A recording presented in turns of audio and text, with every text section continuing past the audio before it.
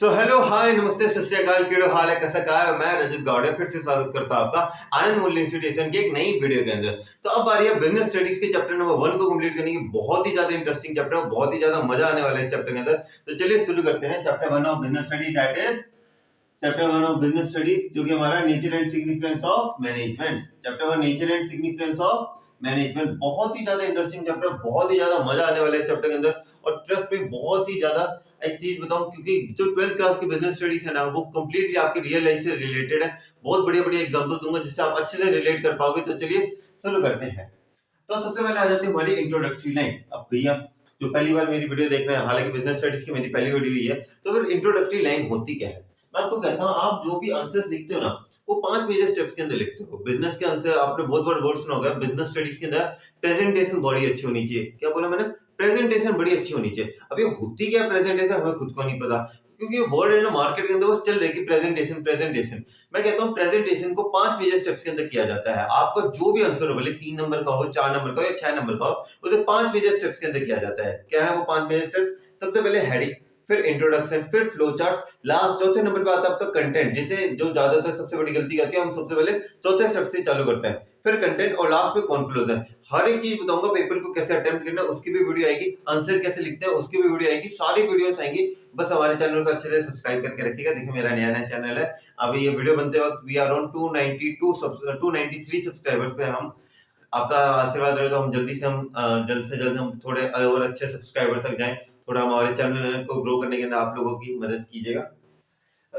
तो चलिए वापस मैंने बता दिए थे आपको 5 मेजर स्टेप के से लिखना होता है। हेडिंग, इंट्रोडक्शन, फिर आ जाता है आपके फ्लो चार्ट, फिर कंटेंट, उसके बाद कंक्लूजन। तो अब बारी है कि सर मन में आता है कि सर एक 12 चैप्टर्स है हमारे बिजनेस स्टडीज के अंदर। मैंने कहा ठीक है, अगर एक आइडिया मान के चलते हैं कि 10 टॉपिक है मतलब एक चैप्टर के अंदर, 120 हो गए ये तो पूरे 120 टॉपिक्स हैं। अब 120 टॉपिक्स में से किसी में से भी क्वेश्चन आ सकता है। तो क्या 120 टॉपिक्स के अंदर देखा जाए, 120 जो टॉपिक्स हैं, अब 120 से हमें इंट्रोडक्टरी लाइन याद रखनी पड़ेगी? मैंने कहा बिल्कुल भी नहीं। हर एक चैप्टर की सिर्फ एक इंट्रोडक्टरी लाइन है। हर एक चैप्टर की क्या है? सिर्फ एक इंट्रोडक्टरी लाइन है। तो इन शॉर्ट देखा जाए, आपको अपने फाइनल एग्जामिनेशन देने से पहले आपको सिर्फ 12 लाइनें याद रखनी है। अब वो 12 लाइनें क्या होंगी? वो मेरे हर नोट्स के अंदर, मेरे डिटेल नोट्स चाहिए। ये वो वाले नोट्स नहीं है जो मतलब बाकी टीचर्स के होते हैं कि सिर्फ हेडिंग दे दी उसके बाद खुद वो समझा रहे हैं। इसके अंदर क्यों, देखो मेरे हिसाब से आपके पास जो नॉलेज है ना, वो बहुत ज्यादा आपकी अच्छी बात है, क्योंकि जो बाकी टीचर्स देते हैं, लेकिन लिखने का स्टाइल क्या है, क्यों इसलिए कहते हैं कि ऑनलाइन टीचिंग, काफी बार कहते हैं कि ऑनलाइन टीचिंग प्रेफरेबल नहीं होती। क्यों प्रेफरेबल नहीं होती?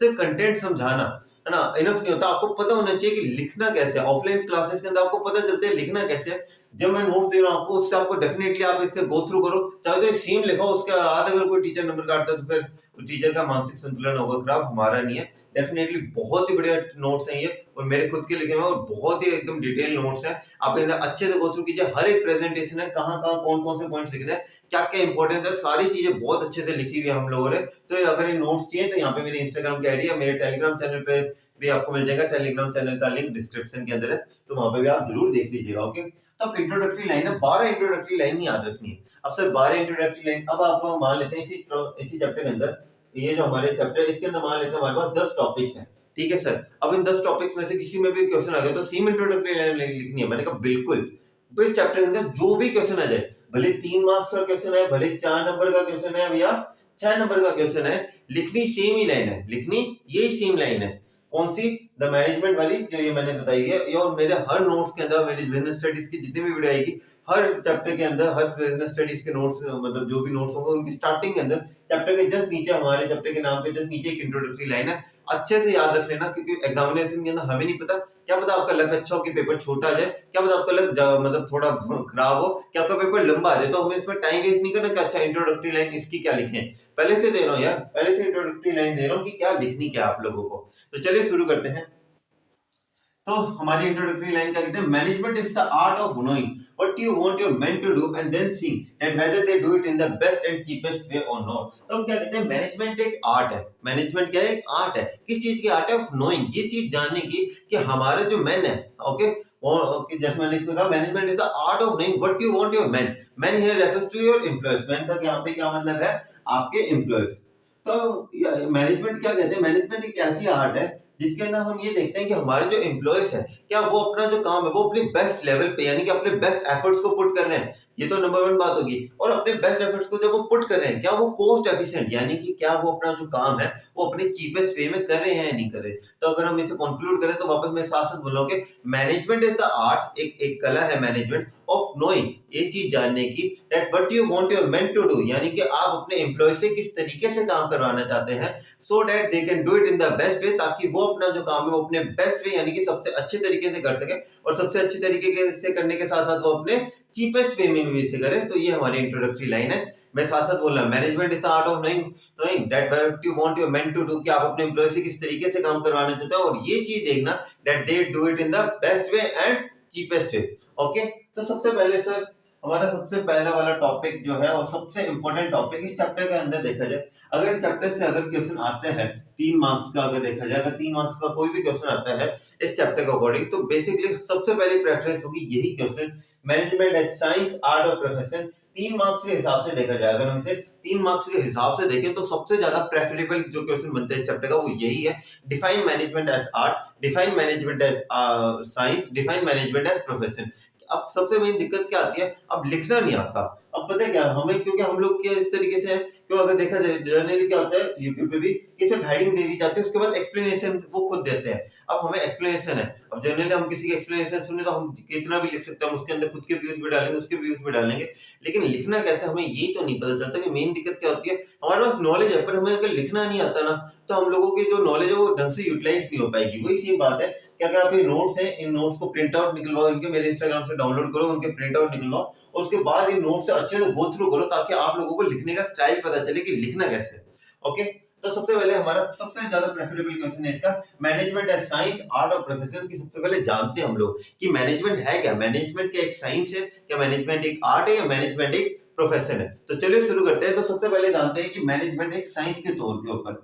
ओके, अब मैं हमेशा कहता हूँ आंसर राइटिंग ही देखनी है कि आंसर लिखना कैसा है। अगर आंसर लिखना नहीं आता तो फिर देखिए आपका ये कोई काम का होगा नहीं, कि जब तक आपको आंसर लिखना नहीं आता तब तक आप उस अपने आंसर को अच्छे से एक्सप्रेस नहीं कर पाओगे। तो सबसे पहले मैनेजमेंट ऐसे साइंस के अंदर क्या कहते हैं, अब जैसे आपने लिखा मैनेजमेंट ऐसे साइंस, तो सबसे पहले साइंस की डेफिनेशन दो। अब मैनेजमेंट को अगर हम दो चीजों को कंपेयर करें, सबसे पहले जाने जो चीज हम मैनेजमेंट को किस चीज के साथ कंपेयर कर रहे हैं। मैनेजमेंट तो हमने देख लिया कि मैनेजमेंट क्या है, is the art of knowing what you want your men to do and then seeing that whether they do it in the best way and cheapest way. वही सेम है कि साइंस क्या होती है, तो हम कहते हैं science is a systematic and organised body of knowledge. Science एक सिस्टमैटिक और ऑर्गेनाइज्ड बॉडी है, किसकी, नॉलेज की। अब ये नॉलेज जो है ये किस चीज के ऊपर बेस्ड है, based on logically observe fact finding and events. अब ये जो नॉलेज है ये किस चीजों के ऊपर बेस्ड है, लॉजिकली ऑब्जर्व फैक्ट फाइंडिंग और इवेंट। सर ये बात थोड़ी साइंस के बारे में समझ में नहीं है। मैंने कहा साइंस क्या है, एक सिस्टमैटिक बॉडी ऑफ नॉलेज, यानी कि एक ऐसी स्टडी मटेरियल है साइंस, यानी कि जहां से हम नॉलेज को एक्वायर कर सकते हैं।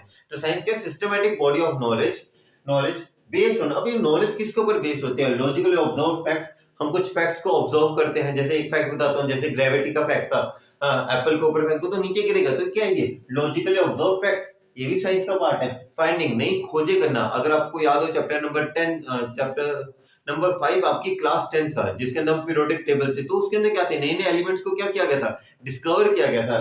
तो फिर फाइंडिंग्स और इवेंट्स, बहुत सारे इवेंट्स को भी हम साइंस के अंदर कैटेगराइज करते हैं। तो अगर हम इसे टोटल देखा जाए तो साइंस क्या हम किस तरीके से डिफाइन कर सकते हैं, science is a systematic body of knowledge. किस चीज के ऊपर बेस्ड है, systematic body of knowledge based on logically observe facts, जैसे कि हमारी ग्रेविटी होगी, इवेंट्स, कोई भी हमारे इवेंट्स होगी जिन्हें हम डिस्कवर करते हैं, और फाइंडिंग, नई नई खोजें करना, इन सबको हम कैसे क्लासिफाई करते हैं, साइंस के तौर पे हम इसे क्लासिफाई करते हैं।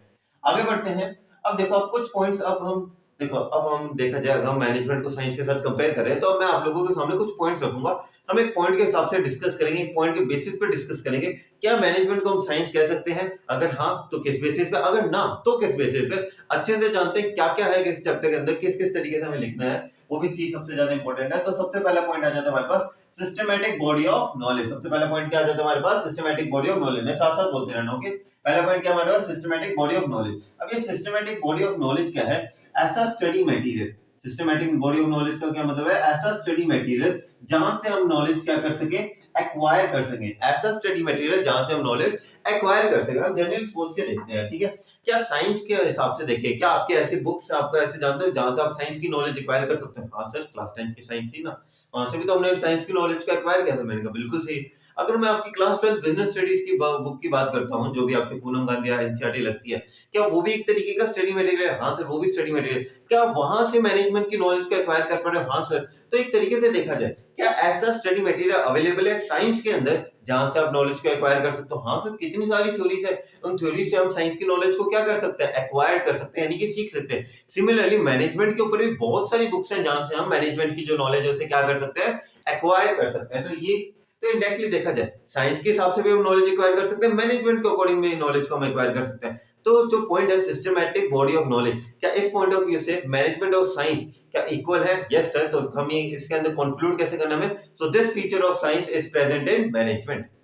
आगे देखते हैं, इसके अंदर देखते हैं क्या क्या लिखा हुआ है। Organised and systematic study materials available to acquire the knowledge of both science, science की भी knowledge as well as management, कि हम साइंस की भी नॉलेज को एक्वायर कर सकते हैं, साथ साथ मैनेजमेंट की भी नॉलेज को हम एक्वायर कर सकते हैं। फॉर एग्जांपल, जैसे एग्जांपल के तौर पे, with the help of books based on science and management people can acquire knowledge. Science की बुक से हम साइंस की नॉलेज ले लेंगे, मैनेजमेंट की बुक से मैनेजमेंट की भी नॉलेज ले सकते हैं। तो ये फीचर प्रेजेंट है। अब इसकी सबसे इंपॉर्टेंट लाइन है, so this feature of science is present in management. Sir ये सबसे इंपॉर्टेंट लाइन है, ये कैसे इंपॉर्टेंट लाइन होगी? मैंने कहा ये जो लाइन है ना कि so this feature of science is present in management, ये अगर आप लाइन नहीं लिखते और मान लेते हैं ये जो पॉइंट है, ये जो आपका ये सिर्फ इतना सा पॉइंट है, अगर ये एक नंबर का है ना, तो मैं आपको गारंटी देता हूं, अगर आप ये वाला पॉइंट नहीं देते लिखते ना, तो आपके इस वन में से 0.75 की मार्क्स मिलेंगे। सर 0.25 क्यों कटे? अब अगर देखा जाए, हम यहाँ पे क्या करें, मैनेजमेंट और साइंस को कंपेयर कर रहे हैं। सबसे बड़ी गलती यहाँ पे, हम मैनेजमेंट और साइंस को कंपेयर कर रहे हैं। तो इसके अंदर जब तक आप कंपैरिजन कर रहे हो, आपने कंपेयर कर दिया, कंक्लूजन तो निकालो कि इस कंपैरिजन के हिसाब से देखें तो ये जो फीचर है ये साइंस में प्रेजेंट है भी या नहीं है। ये चीज सबसे इंपॉर्टेंट है, अगर आपको ये एग्जाम में लिखनी ही लिखनी है। ऐसा मत सोचना कि सर इसकी थोड़ी लेंथ सी बड़ी होगी, नहीं, ये पॉइंट आपको लिखना ही लिखना है। So this feature of science is present in management, क्योंकि हमने कंपैरिजन किया। अगर मैं एक चीज को दूसरे बच्चे के साथ कंपेयर कर रहा हूँ तो मैं उसके अंदर कंक्लूजन तो निकालूंगा ना कि हाँ, अगर मैं दो बच्चों को ऐसे मान लेते हैं, मैं दो बच्चों को कंपेयर कर रहा हूँ कि इसके मार्क्स इतने हैं, इसके मार्क्स इतने हैं, तो एक कंक्लूजन क्या निकल रहा है कि अगर इस बच्चे के मार्क्स स्लाइटली हायर है तो ये बच्चा पढ़ने के अंदर इस बच्चे के मुकाबले ज्यादा अच्छा है। तो हमें इसके अंदर भी यही लिखना है, सिस्टमैटिक बॉडी ऑफ नॉलेज के। So this feature of science is present in management. Line लिखनी है, ऐसे इग्नोर मत कर देना। ऐसे ही देयरफॉर वाली लाइन नहीं कि हम आंसर लिखते हुए ना लास्ट में लिख देते हैं देयरफॉर दीस और अदर फीचर्स ऑफ मैनेजमेंट, ऐसे नहीं है। ये लाइन लिखनी है, ऐसे मिस मत कर देना इस लाइन को, ठीक है? तो ये तो था। और अगर आपको कहूं मैं इसी हिसाब से लिखने चाहो तो ये सेम ही लिखो। मेरे नोट्स हैं, फ्री ऑफ कॉस्ट है, कोई पैसे नहीं लगते मेरे नोट्स को डाउनलोड करने के। इंस्टाग्राम की आईडी यहाँ पे आ चुकी होगी, नोट्स को डाउनलोड करो और उनके प्रिंट आउट निकलवाओ अपने। ऐसे मतलब आपको भी पता है यार, अगर फोन के अंदर रखोगे तो आपको भी पता है फोन का सदुपयोग और दुरुपयोग दोनों के अंदर कितना मतलब कितना ज्यादा बड़ा फासला है ना। सदुपयोग कहाँ और दुरुपयोग कहाँ आपको भी पता है। तो आपको भी क्या करना है, नोट्स के प्रिंट आउट निकलवाने। देखो यार फ्री है, 10 रुपए लगने हैं नोट्स के, ज्यादा से ज्यादा 10 पेज है, 10 पेज के 20 रुपए ले लेगा बंदा, इससे ज्यादा तो नहीं लेगा ना, बस। तो चलो हमारा पहला पॉइंट तो आ गया। तो हम पहले पॉइंट के आधार पे क्या कह सकते हैं कि ये जो फीचर है क्या है, प्रेजेंट है मैनेजमेंट के अंदर। तो चलिए अगले पॉइंट पे आ जाते हैं। Principle based on repeated experiments. Principle किस चीज के ऊपर बेस्ड है? ये principle based on repeated experiments. अब जनरली देखा जाए साइंस के जितने भी प्रिंसिपल्स हैं, क्या आपको लगता है कि जो न्यूटन साहब जिनके भी सर के ऊपर गिरा था, मुझे नहीं पता कौन थे, जिनके भी सर पे अगर जो एप्पल गिरा था, उन्होंने जैसे एप्पल गिरा उन्होंने थ्योरी बना दी? नहीं, उन्होंने क्या किया, अपनी थ्योरी को प्रूव करने के लिए अलग अलग एक्सपेरिमेंट्स किए। क्या किया, अपनी थ्योरी को प्रूव करने के लिए अलग अलग एक्सपेरिमेंट्स किए। तो फिर जैसे उन्होंने अलग अलग एक्सपेरिमेंट्स किए थे अपनी थ्योरी के अंदर तो उनसे क्या हुआ, उनकी थ्योरी के अंदर उन्होंने पूरी अच्छे से अपनी थ्योरी को डेवलप किया। तो फिर अगर मैं एक चीज कहूँ, जो भी उन्होंने थ्योरी निकाली है, जो भी उन्होंने प्रिंसिपल निकाला, क्या वो बेस्ड था रिपीटेड एक्सपेरिमेंट्स के ऊपर?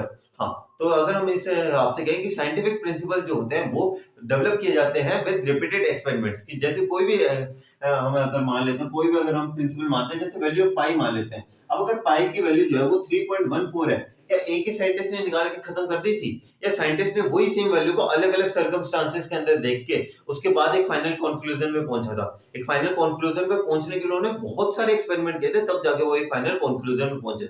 सिमिलरली जो मैनेजमेंट के प्रिंसिपल है, जो मैं आपको चैप्टर नंबर 2 के अंदर अच्छे से समझाने वाला हूँ, बहुत सारी थ्योरीज हैं हमारे क्लास 12 बिजनेस के अंदर, वो सारी थ्योरीज अच्छे से बताने वाला हूँ। तो जो हमने अभी जो हमारा मैनेजमेंट के जो प्रिंसिपल्स हैं, इन्हें भी अच्छे से डेवलप किया जाता है। तो सर अब एक पॉइंट आता है, मैं अगर आप लोगों को एक लाइन बोलते हैं इस पॉइंट के बारे में, ठीक है? Principles are based on repeated experiments जो है, ये पॉइंट जो है ये पार्शियली प्रेजेंट है। कैसे प्रेजेंट है? पार्शियली प्रेजेंट है। अब सर ये पार्शियली प्रेजेंट क्यों है, ये सबसे इंपॉर्टेंट है। ठीक है, इसका है ना सस्पेंस थोड़ी देर में खोलता हूं, पहले हम थोड़ी लाइंस कवर कर लें। Okay, before developing these principle यानी कि दोनों ही साइंटिफिक प्रिंसिपल्स की बात करें या फिर हम मैनेजरियल साइंटिस्ट, जैसे इसके नाम बिफोर डेवलपिंग दीज प्रिंसिपल यानी कि साइंस के भी प्रिंसिपल और मैनेजमेंट के भी principle, scientist must test them under different conditions and places. जैसे ग्रेविटी का जो था, अब ग्रेविटी को एक ही जगह टेस्ट नहीं किया गया, अलग अलग जगह टेस्ट किया गया, उसके बाद बताया गया कि ग्रेविटी नाम की एक चीज होती है, उसके बाद एक पर्टिकुलर थ्योरी निकाली गई उसके ऊपर।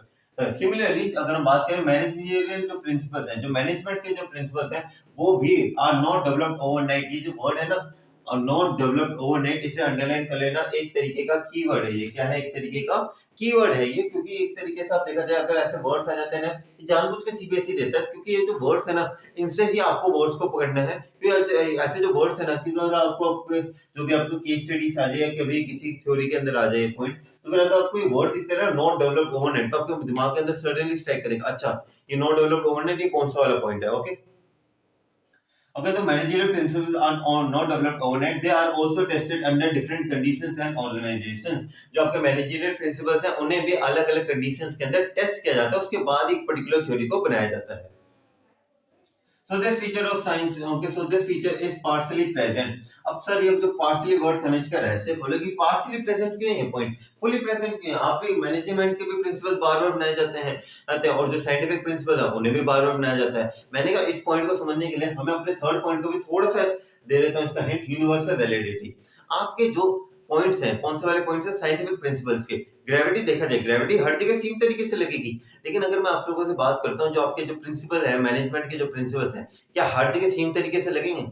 सर लगने तो चाहिए, मैंने कहा नहीं लगेंगे। आपके जो प्रिंसिपल्स हैं, ऑलमोस्ट देखा जाए, अगर हम देखा जाए 100 में से 50% चांसेस है कि आपके प्रिंसिपल 100 तरीके से, मतलब आपके जो 50% जो प्रिंसिपल है वो सेम तरीके से लग जाए। पर सर ये तो प्रिंसिपल्स को बार बार प्रैक्टिस किया गया था ना, ये तो अलग अलग कंडीशंस के अंदर प्रैक्टिस किया गया था, फिर यार 50-50% का रेशियो क्यों है इसके अंदर? जैसे साइंटिफिक प्रिंसिपल वो तो 100% करेक्ट होंगे, आप वैल्यू ऑफ पाई कभी भी निकाल के देख लो, वैल्यू ऑफ पाई 3.14 ही निकलनी है। लेकिन मैनेजमेंट के जो प्रिंसिपल्स के रिजल्ट है ना, वो फिर ऐसे स्टेशनरी, मतलब वो फिर ऐसे फिक्स्ड क्यों नहीं है? जैसे साइंटिफिक प्रिंसिपल तो फिक्स्ड है, लेकिन ये फिक्स्ड क्यों नहीं है? क्योंकि हम है ह्यूमन, और ह्यूमन नेचर क्या होता है? इनप्रेडिक्टेबल। ह्यूमन नेचर क्या होता है? इनप्रेडिक्टेबल। हम प्रेडिक्ट नहीं कर सकते, क्योंकि एक ही सिचुएशन को जब हम 10 अलग अलग कंडीशंस के अंदर टेस्ट करते हैं साइंस के अंदर, तो वो 10 अलग अलग कंडीशंस के अंदर वो सारे के सारे कंडीशन सेम रिजल्ट देती हैं। लेकिन जब आप मैनेजमेंट के प्रिंसिपल्स को 10 अलग अलग कंडीशंस के अंदर टेस्ट करते हो, तो वो 10 अलग अलग कंडीशन आपको सेम रिजल्ट नहीं देती हैं। क्यों? क्योंकि ह्यूमन नेचर जो अनप्रेडिक्टेबल है। आपको नहीं पता कि जो ह्यूमन नेचर है, हम जैसे ह्यूमंस है, हमारा एक पर्टिकुलर टाइम के ऊपर जो हम कह सकते हैं, क्योंकि अगर देखा जाए आपकी डिमांड ही देख ली जाए, अगर जब ये जो प्रिंसिपल्स थे जो बहुत पहले बनाए गए थे, क्या आज भी वो प्रिंसिपल सेम तरीके से अप्लाई होंगे? नहीं सर, बहुत सारे चेंजेस आ जाते हैं, हमारी इच्छाएं बदल जाती हैं। मैंने कहा बिल्कुल सही है। क्या जो प्रिंसिपल जो अमेरिका के अंदर वैलिड है, क्या जरूरी है कि वो इंडिया के अंदर भी वैलिड हो? नहीं सर, दोनों के मार्केट के अंदर कितना फर्क है, लोगों के, दोनों कंट्रीज के पीपल के लिविंग स्टैंडर्ड्स में कितना फर्क है, दोनों जो कंट्रीज हैं दोनों के अंदर जो लोगों के अंदर कितना फर्क है। यहाँ पे देखा जाए काफी एक देश है, यहाँ पे धार्मिक देश है, वो नास्तिक देश है। अगर देखा जाए ऐसे कितने सारे ऐसे देशों के बारे में हम बात करें, अरे जिनके अंदर जो कंप्लीटली एक दूसरे से डिफरेंट है, जहाँ पे कंप्लीटली डिमांड का पैटर्न जो है वो एक दूसरे से क्या है, डिफरेंट है। तो अगर हम इसके अंदर हम इसे पार्शियली प्रेजेंट क्यों कहते हैं? क्योंकि जो मैंने साइंटिफिक प्रिंसिपल्स है ना, मैं कह रहा हूँ 10 अलग अलग जगह भी आप अपने साइंटिफिक प्रिंसिपल को टेस्ट करोगे, 10 अलग अलग साइंटिस्ट भी वैल्यू ऑफ पाई निकालने जाएंगे, सेम रिजल्ट पाएंगे। लेकिन 10 अलग अलग साइंटिस्ट जब 10 अलग अलग मैनेजर जब अलग अलग एक ही कंडीशन को अलग अलग तरीके से अप्लाई करने लगेंगे, तब सेम रिजल्ट नहीं मिलेगा। तो इसलिए पॉइंट क्या है? पार्शियली प्रेजेंट है। ओके, वहां पे एक्सप्लेनेशन मत देना, लिख पढ़ना पार्शियली प्रेजेंट किया है। ओके, जितना पूछो उतना बताना, हमें ज्यादा लिखना भी नहीं है, बस आपके डाउट क्लियर हो जाना चाहिए कि इसे कहते हैं पार्शियली प्रेजेंट। अगला पॉइंट आ जाता है हमारे पास यूनिवर्सल वैलिडिटी की। यूनिवर्सल वैलिडिटी क्या पॉइंट होता है? मैंने ग्रेविटी का एग्जांपल दिया था, थोड़ा ऊपर से रिलेटेड है। तो हम ग्रेविटी के अंदर क्या है, क्या अगर देखा जाए, अगर मैं अमेरिका जाऊं, अमेरिका के अंदर एप्पल को ऐसे, एप्पल नहीं चलो, पत्थर के ऊपर ऐसे फेंक दो, जमीन पे गिरेगा। इंडिया के अंदर भी पत्थर के ऊपर फेंकोगे, जमीन पे गिरेगा। यानी कि क्या मैं ये चीज कह सकता हूँ कि जो साइंटिफिक प्रिंसिपल्स होते हैं वो पूरी दुनिया के अंदर सेम तरीके से अप्लाई होते हैं। हाँ जी सर, आप पूरी दुनिया के अंदर जहां मर्जी जाके देखो, पत्थर जहां मर्जी, आप एक काम करो, अपने घर पे बैठे हो, ठीक है, कोई भी अपनी जो बुक है इसे एक बार थोड़ा ऊपर मतलब फेंक के देखो, नीचे आएगी। क्यों? ग्रेविटी। तो अगर इस चीज से हम क्या कंक्लूड करते हैं, जो साइंटिफिक प्रिंसिपल्स होते हैं उनके पास क्या होती है? यूनिवर्सल वैलिडिटी होती है, कि वो यूनिवर्सल वैलिडिटी है उनके पास। लेकिन एक चीज मान के देखते हैं, अगर हम मैनेजमेंट के प्रिंसिपल्स के बारे में बात करते हैं, क्या मैनेजमेंट के प्रिंसिपल्स भी सेम तरीके से अप्लाई होते हैं? सेम बात है यार, मैंने पहले बताई थी, इंडियन मार्केट देख लो, अमेरिकन मार्केट देख लो, दोनों मार्केट्स के अंदर बहुत बड़ा फर्क है, दोनों मार्केट्स के अंदर बहुत बड़ा फर्क है। तो वही सेम बात है कि क्या मैनेजमेंट के प्रिंसिपल वहां पे जिस तरीके से लगते हैं क्या इंडिया के अंदर भी लगेंगे? नहीं लगेंगे। तो क्या अगर मैं इस चीज से कंक्लूड कर सकता हूँ कि जो हमारे मैनेजमेंट के जो प्रिंसिपल्स हैं उनके पास यूनिवर्सल वैलिडिटी नहीं है, यानी कि जरूरी नहीं है कि वो सेम तरीके से ही अप्लाई हो। तो scientific principles have universal validity, that is they are applicable everywhere. Scientific principles के पास क्या होती है? यूनिवर्सल वैलिडिटी होती है, यानी कि वो हर जगह एप्लीकेबल है। फॉर एग्जांपल जैसे मैंने ग्रेविटी का एग्जांपल दिया, gravity is a universal phenomena and is applied everywhere. Gravity हर जगह है यार। Okay, but the same principle of management might not be applied applicable in the same manner everywhere. क्या पता आपके जो प्रिंसिपल्स है, जिस तरीके से अमेरिका के अंदर जिस लेवल का रिजल्ट दे रहे हैं, इंडिया के अंदर उस लेवल का रिजल्ट ना दे, और जो इंडिया के अंदर इस लेवल का रिजल्ट दे रहा है कोई मैनेजमेंट का प्रिंसिपल, वो क्या पता है अमेरिका के अंदर उस तरीके से काम करे या ना करे। तो दिस फीचर, तो हम इसके बारे में क्या कंक्लूड करते हैं? तो ये जो फीचर है साइंस का, ये प्रेजेंट नहीं है, क्योंकि मैनेजमेंट के जो प्रिंसिपल्स है अलग अलग जगह अलग अलग तरीके से अप्लाई होते हैं। अब हम आ जाते हैं अपने चौथे पॉइंट के ऊपर। चौथा पॉइंट क्या हमारे पास? Replication is possible in science. ये आपके पूनम गांधी अगर आप फॉलो करते हो तो पूनम गांधी के अंदर चांसेस है कि आपको ये पॉइंट ना मिले, पर आपको हमें फिर भी करना है, क्योंकि पूनम गांधी एक रेफरेंस बुक है, पर मेन हमें एनसीईआरटी के अकॉर्डिंग चलना है। तो इसके अंदर replication is possible in science. तो replication is possible in science. Sir अभी रेप्लिकेशन क्या होता है? मैं कहता हूं रेप्लिकेशन मींस कि दो जने हैं, ठीक है, दो इंडिविजुअल जने हैं जो कि अपने अकॉर्डिंग एक पर्टिकुलर चीज कर रहे हैं, और दोनों को क्या चीज मिल रही है? सेम रिजल्ट मिल रहा है। थोड़ा कम समझ में आया, मैं इसे एग्जांपल के थ्रू समझाता हूं, यानी कि हम इससे कंटिन्यू करते हैं। अब जैसे मैं अगर बात करता हूं साइंस के अंदर, ओके, जैसे मैंने पहले एग्जांपल लिया था वैल्यू ऑफ पाई ले लेते हैं। जैसे वैल्यू ऑफ पाई क्या है? 3.14 है। वैल्यू ऑफ पाई का हमारे पास 3.14। अब मान लेते हैं दो साइंटिस्ट हैं, ठीक है, अब उन्होंने सोचा कि यार हमें है ना ये वैल्यू ऑफ पाई निकालनी है, ठीक है। दो साइंटिस्ट हैं, सेम नॉलेज है, सेम डेटा उनके पास, और वो दोनों जो है सेम ये मेथड लगा रहे हैं, क्या नाम लेते हैं, वैल्यू ऑफ पाई को निकालने के अंदर सेम तरीके से वो वैल्यू ऑफ पाई निकाल रहे हैं, ठीक है। अलग अलग मेथड से निकाल लेते हैं, मान लेते हैं वो अपने अपने अलग अलग मेथड से वैल्यू निकाल रहे हैं। एट द एंड जब उन दोनों की वैल्यू निकलेगी, सेम नॉलेज उनके पास, सेम डेटा उनके पास, तो एट द एंड मैं कह सकता हूँ कि दोनों की जो वैल्यू है वो सेम आएगी। हाँ जी सर, की वैल्यू ऑफ पाई क्या है? फिक्स्ड है। अगर एक साइंटिस्ट है वो अपनी नॉलेज के साथ अगर वैल्यू ऑफ पाई निकालने लगते हैं तो उसकी भी वैल्यू ऑफ पाई जो है वो 3.14 आएगी। और जो अगर दूसरा साइंटिस्ट है वो भी अगर इस तरीके से वैल्यू ऑफ पाई को निकालता है तो उसकी वैल्यू 3.14 आएगी। अगर कोई भी साइंटिस्ट है, चलो एक और बढ़ा देता हूँ, दो साइंटिस्ट ही नहीं, पूरी दुनिया का तो कोई भी साइंटिस्ट है जो वैल्यू ऑफ पाई निकालने बैठेगा उसकी वैल्यू जो है पाई की क्या आएगी? 3.14 ही आएगी। अब इसे मैनेजमेंट के अकॉर्डिंग देखते हैं। दो मैनेजर्स हैं, ठीक है, सेम नॉलेज है, सेम यूनिवर्सिटी से पास आउट है, सेम टाइप की नॉलेज है उन दोनों के अंदर, ठीक है। दोनों एक मान लेते हैं एक पर्टिकुलर जगह पे, दूसरा एक पर्टिकुलर जगह पे, दोनों एक पर्टिकुलर टाइप की सिचुएशन को फेस कर रहे हैं, ठीक है। मान लेते हैं दोनों एक पर्टिकुलर सेम टाइप की सिचुएशन को फेस कर रहे हैं और दोनों ने ही सेम प्रिंसिपल लगा दिया, क्या दोनों को सेम रिजल्ट मिलेगा? नहीं सर। क्यों नहीं मिलेगा? क्योंकि एक पता नहीं, हमें नहीं पता कि वो जो पर्टिकुलर पर्सन है उसकी सिचुएशन किस तरीके की और यहाँ वाले जो पर्सन है उसकी सिचुएशन किस तरीके की है। एक होटल का एग्जांपल ले लेते हैं, ठीक है। एक होटल के अंदर मैनेजमेंट करने के लिए आया है, ठीक है, दो जने। एक तरफ तो हमारे ए जो था उसके पास बहुत ही रिच क्लास फैमिली है, तो हमारे पास बी था उसके पास थोड़ी देसी फैमिली है। प्रॉब्लम दोनों की सेम थी, ठीक है। मान लेते हैं सिटिंग अरेंजमेंट की प्रॉब्लम थी, ठीक है, देसी फैमिली और एक अंग्रेजी फैमिली, ठीक है। मान लेता हूँ एग्जांपल ले लेते हैं कि एक देसी फैमिली थी, एक देसी फैमिली थी और एक अंग्रेजी फैमिली थी, ठीक है। एक देसी फैमिली थी, एक अंग्रेजी फैमिली थी। ए के होटल में है देसी फैमिली, बी के होटल में है अंग्रेजी फैमिली। अब दोनों के अंदर सिटिंग अरेंजमेंट की प्रॉब्लम आ रही थी, क्या बैठाए कहाँ पे, ठीक है। दोनों ने कोई मान लेते हैं एक पर्टिकुलर प्रिंसिपल अप्लाई कर दिया, ठीक है। अब देखो, अब ये दोनों जो क्लासेस देखे जाए, देसी और अंग्रेजी, क्या ये दोनों क्लासेस एक दूसरे से भिन्न है? हाँ जी सर, दोनों क्लासेस एक दूसरे से क्या भिन्न है। तो क्या एक तरीके से मैं एक चीज कह सकता हूँ कि जब एक सेम प्रिंसिपल लगाएंगे वो सेम रिजल्ट नहीं देगा। क्यों नहीं देगा? क्योंकि जो ह्यूमन नेचर है वो इनप्रेडिक्टेबल है, और इनके जो अगर मैं पर्टिकुलरली बात करूं, और उनके जो दो टाइप ऑफ पीपल है, दोनों के एक दूसरे से अलग है। तो ह्यूमन नेचर इनप्रेडिक्टेबल, जिसे हम प्रेडिक्ट नहीं कर सकते, जिस वजह से जो रेप्लिकेशन है वो पॉसिबल नहीं है किसके अंदर? अंदर मैनेजमेंट के अंदर। तो इसके अंदर हम कहते हैं two scientist working independently on the same project with the same data will get the same result. अगर सेम प्रोजेक्ट, जैसे मैंने कहा, वैल्यू ऑफ पाई निकालने लगे दो साइंटिस्ट, तो दोनों की वैल्यू जो पाई है वो 3.14 ही आएगी। लेकिन अगर मैं बात करूं मैनेजमेंट की, तो two managers working independently facing a particular situation, एक पर्टिकुलर सिचुएशन को फेस करते हैं, अप्लाइंग द सेम मेथड, एक सेम मेथड को अप्लाई करते हैं, might not get the same result, उन्हें जरूरी नहीं कि उन्हें सेम रिजल्ट मिलेगा ही मिलेगा।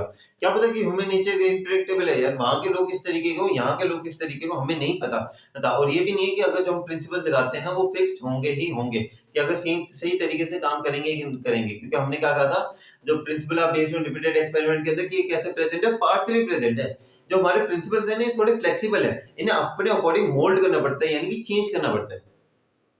Okay, so this feature of science is not present in management. तो ये फीचर भी है जो साइंस का, वो प्रेजेंट नहीं है मैनेजमेंट के अंदर। तो अगर मैं इसे कंक्लूड करता हूँ, अगर हमने 4 पॉइंट देखे, कौन कौन से सिस्टमैटिक बॉडी ऑफ नॉलेज देखा हम लोगों ने, वो पॉइंट प्रेजेंट था। जो दूसरा पॉइंट हमने देखा, principal based on repeated experiment, ये पार्शियली प्रेजेंट था। तो अगर हम कह सकते हैं कि ये जो पॉइंट था ये 50% प्रेजेंट था। यूनिवर्सल वैलिडिटी प्रेजेंट नहीं था। जो हमारे पॉइंट था रेप्लिकेशन पॉसिबल इन साइंस, वो भी प्रेजेंट नहीं था। तो इनडायरेक्टली अगर मैं कंक्लूड करके कहूँ, तो इनडायरेक्टली हम ये कह सकते हैं कि अगर हम साइंस को प्रॉपर, हम मैनेजमेंट को प्रॉपर साइंस तो नहीं कह सकते, लेकिन हाँ हम इसे इनएग्जैक्ट साइंस या सोशल साइंस जरूर कह सकते हैं। तो ये हमारी कंक्लूजन होगी इसके अंदर। On comparing, management can be termed as inexact science, या हम इसे दूसरा नाम क्या दे सकते हैं, हम इसे सोशल साइंस, हम इसे दूसरा नाम क्या देख सकते हैं, हम इसे ऑफ सोशल साइंस। चलो आज एक क्विक रिवीजन लेते हैं, हम मैनेजमेंट ऐसे साइंस के क्विक सी रिवीजन ले लेते हैं, ताकि हम मैनेजमेंट ऐसे साइंस को पूरा अच्छे से कंप्लीट कर दें। और आपको लिखने का स्टाइल यही होना चाहिए आपका, यहाँ पे नोट्स है, वहां पे आप ले सकते हो, यहाँ पे इंस्टाग्राम की आईडी हो चुकी है, वहां से आप नोट्स को प्रिंट आउट निकलवा लेने इसके। ओके, तो अब बारी करते हैं वापस, हम अपने चारों पॉइंट्स को अच्छे से रिवाइज करते हैं, फिर वीडियो कंप्लीट करते हैं। ज्यादा लंबी वीडियो नहीं, पर एक चीज है, ये वीडियो थोड़ी लंबी जरूर है, पर एक चीज देखें तो डिटेल एक्सप्लेनेशन इससे ज्यादा बहुत ही बढ़िया मैंने डिटेल एक्सप्लेनेशन दिया। 25 मिनट लग गए होंगे मुझे इस टॉपिक को समझाने के अंदर, मतलब पर देखा जाए 25 मिनट यार बहुत सेट है, आपको डेफिनेटली काम आएंगे 25 मिनट। ओके, तो अब चारों पॉइंट्स पे वापस जल्दी से क्विक रिवीजन करते हैं। सिस्टमैटिक बॉडी ऑफ नॉलेज में हम कहते हैं साइंस की भी नॉलेज हम एक्वायर कर सकते हैं, हम मैनेजमेंट की भी नॉलेज एक्वायर कर सकते हैं, तो systematic body of knowledge point present है। दूसरा point, principal based on repeated experiment, management के भी प्रिंसिपल ओवरनाइट डेवलप नहीं किए जाते, वहीं साइंटिफिक प्रिंसिपल्स को भी बार-बार अलग-अलग कंडीशंस के अंदर टेस्ट किया जाता है। तो ये जो फीचर है पार्शियली प्रेजेंट है, पार्शियली प्रेजेंट क्यों, क्योंकि जो हमारे मैनेजमेंट के प्रिंसिपल हैं वो क्या है, फ्लेक्सिबल है। थर्ड पॉइंट आता है इसके अंदर यूनिवर्सल वैलिडिटी, पत्थर को ऊपर फेंकोगे नीचे गिरेगा, यूनिवर्सल वैलिडिटी है साइंटिफिक प्रिंसिपल्स के अंदर। लेकिन हमारे मैनेजमेंट के प्रिंसिपल्स में वैलिडिटी है वो नहीं है। क्यों नहीं है उसके अंदर, क्योंकि human nature is unpredictable. Same reason आ जाता है हमारे replication is possible in science, दो साइंटिस्ट सेम नॉलेज के साथ काम कर रहे हैं तो उन्हें क्या मिलेगा, सेम रिजल्ट मिलेगा। जैसे वैल्यू ऑफ पाई निकालने बैठे हैं तो दोनों को क्या मिलेगी, वैल्यू ऑफ पाई 3.14। लेकिन दो मैनेजर सेम कंडीशन को फेस कर रहे हैं तो ऐसा हो सकता है कि उन्हें सेम रिजल्ट मिले या ना मिले। So this was all about this video. Till then, do whatever you want to do, man, but don't trouble your माता पिता एंड भारत माता। जय हिंद गाइस। और नोट्स की पीडीएफ ले लेना होगा, मेरे इंस्टाग्राम की आईडी पे आ चुकी होगी। So till then, do whatever you want to do, man, but don't trouble your माता पिता एंड भारत माता। शायद दूसरी बार बोल दी है नहीं। ओके, तो प्लीज सब्सक्राइब कीजिए मेरे चैनल को। जय हिंद।